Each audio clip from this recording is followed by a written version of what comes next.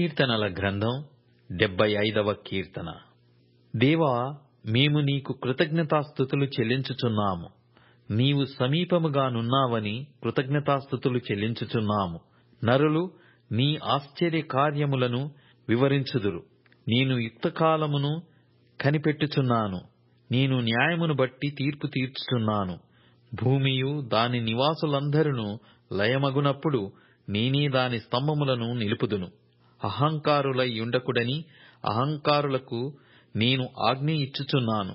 కొమ్ము ఎత్తకుడి, ఎత్తుగా కొమ్ము ఎత్తకుడి, పొగరు పట్టిన మాటలాడకుడి అని భక్తిహీనులకు నేను ఆజ్ఞ ఇచ్చుచున్నాను.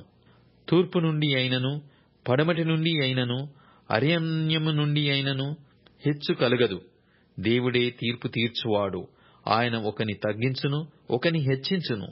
యెహోవా చేతిలో ఒక పాత్రయున్నది, అందులోని ద్రాక్షారసము పొంగుచున్నది. అది సంభారముతో నిండియున్నది. ఆయన దానిలోనిది పోయుచున్నాడు. భూమి మీదనున్న భక్తిహీనులందరూ మడ్డితో కూడా దానిని పీల్చి మ్రింగివేయవలెను. నేనైతే నిత్యము ఆయన స్తుతిని ప్రచురము చేయుదును.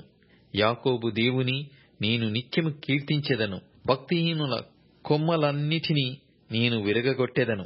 నీతిమంతుల కొమ్ములు హెచ్చింపబడును.